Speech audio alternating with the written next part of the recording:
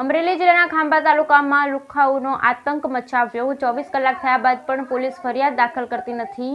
જમીન બાબતે અસામાજિક તત્વોએ એક મહિલા પર માથાભારે જીવલેણ હુમલો કર્યો।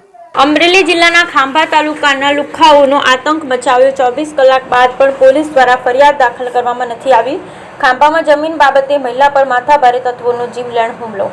આજરોજ તારીખ 5/7/2024 રોજ ખાંભા ગામના ખેડૂત દામજીભાઈ વશરામભાઈ માલણીકિયા જમીન સર્વે નંબર 416 આવેલ હોય, જે જમીન પર માથાભારે તત્વો દ્વારા ગેરકાયદેસર રીતે કબજો કરવા અને જમીન પચાવી પાડવા માટે અવારનવાર દબાણ કરતા હોય, ત્યારે અગાઉ પણ ધરતીપુત્રો દ્વારા મામલતદાર શ્રીને આવેદનપત્ર પાઠવી કાર્યવાહી કરવા માંગ કરવામાં આવી હતી।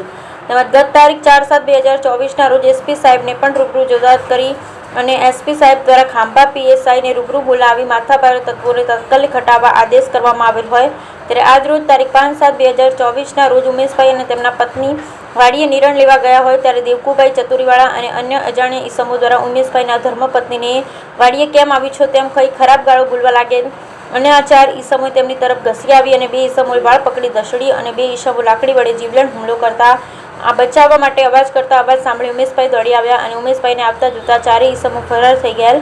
ત્યારબાદ ઉમેશભાઈ દ્વારા 108 બોલાવી ખાંભા સરકારી હોસ્પિટલમાં સારવાર માટે ખસેડવામાં આવેલ, વધુ સારવાર માટે અમરેલી રિફર કરવામાં આવેલ હોય તેવી વિગત મળી રહી છે।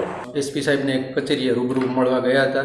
એસપી સાહેબનું નિર્ભય વચન અમને મળ્યું હતું કે આપ ખેડૂત છો, ત્યાં જઈને શાંતિથી ખેતી કરો, આપને કોઈ પણ જાતની કનડગત નહીં થાય। તેમ છતાં આજ સવારે અમે અમારા ખેતર પર ઉપસ્થિત હતા, ત્યારે ત્યાં ચતુરી ગામનો વતની કનુભાઈનો સાગરીત એવો દેવકુભાઈ ત્યાં આવી અને અજાણ્યા 4 શખ્સોને સાથે રાખી અમારી પર જીવલેણ હુમલો કર્યો છે અને અમને ચોખ્ખું કીધું છે કે અમે સરોજબેન અને કનુભાઈના માણસો છીએ અને એસપી સાહેબના બાપથી પણ અમે ડરતા નથી।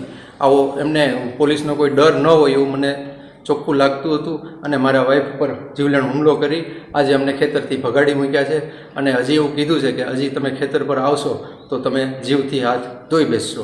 અમને કાનૂન પર વિશ્વાસ છે। અમારી એક જ વિનંતી છે કે અમને ન્યાય અપાવો।